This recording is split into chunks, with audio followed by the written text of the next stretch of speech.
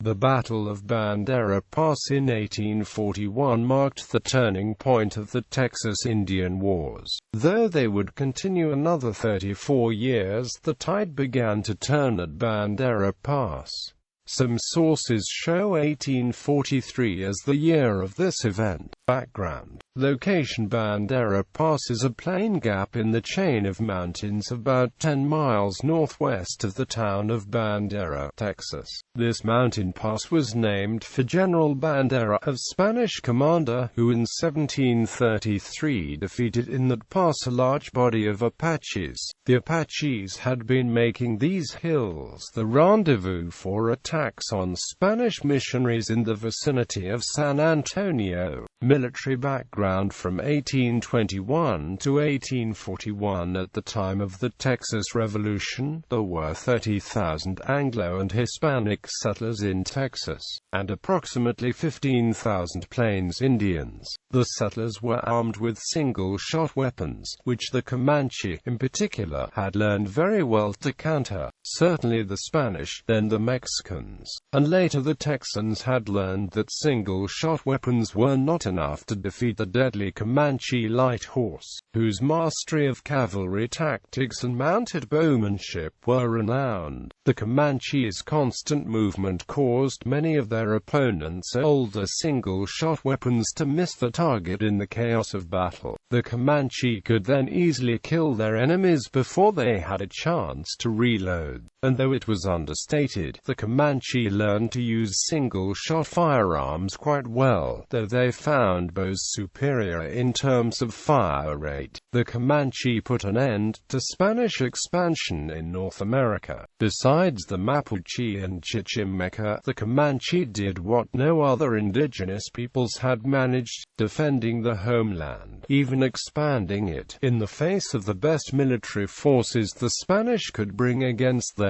In the late 18th century, the Comanche were said to have stolen every horse in New Mexico. Up until the introduction of repeating rifles and revolvers, weapons and tactics were definitely on the side of the Plains Indians, most especially the Comanche. However, disease and numbers were on the side of the Texans, and that increased with time. The tide clearly began to turn after 1840, when John Coffee Hayes joined the Texas Rangers. Known for improving discipline and morale, he also armed his men with Patterson Colt 5-shot revolvers instead of single-shot guns. For the first time, at the Battle of Bandera Pass in 1841, the Indians came up against the new Rangers and were repelled. This battle marked a clear turning point in the war against the Plains tribes, though they would fight on bitterly for another 34 years. The setting for the battle: after the Great Raid of 1840, where the Comanches under Buffalo Hump sacked Victoria, Texas and Linville, President Sam Houston felt he had to strengthen the frontier defenses to prevent future Great Raids. Quote, he then appointed Captain John Coffee Hayes to recruit a company of Rangers to specifically contain the Comanches. That company was filled with noted Indian fighters.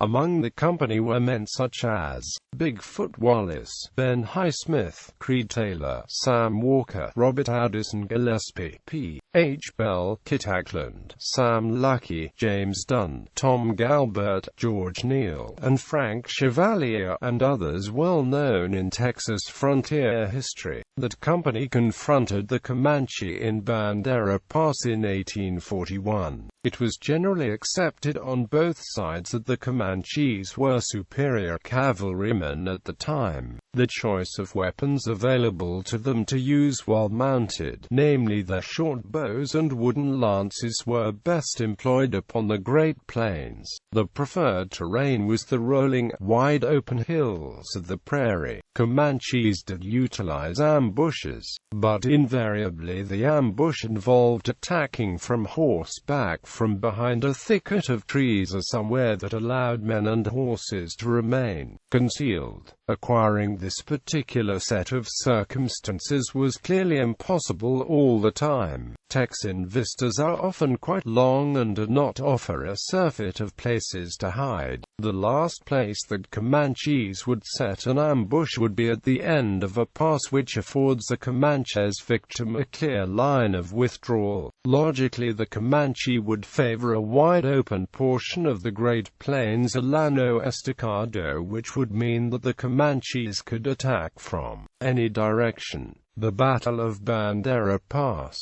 The exact date of this battle is no longer known, though the time it occurred is. Captain Hayes and his men, approximately 50 in number, arrived at the pass about 11 o'clock in the morning and were surprised and confronted by a large band of Comanches. Hayes' reports indicate his men were discomfited by the size of the force against them, but the captain is reported to have ordered them to dismount and tie those horses weak and whip them. No doubt about that. This battle is where the repeating revolvers began to change the tide of the struggle against the Comanche. The Colt revolvers had just been invented, and Captain Hayes and his men were lucky enough to be armed with 50 or 60 of these weapons, which the Rangers reported were unknown to the Comanche. Although they reported being badly outnumbered, the new weapons enabled the Rangers to hold their ground. The fierce battle began at 11 o'clock in the morning, according to records left by Hayes, and lasted all day, with the sides finally ending the conflict as night fell.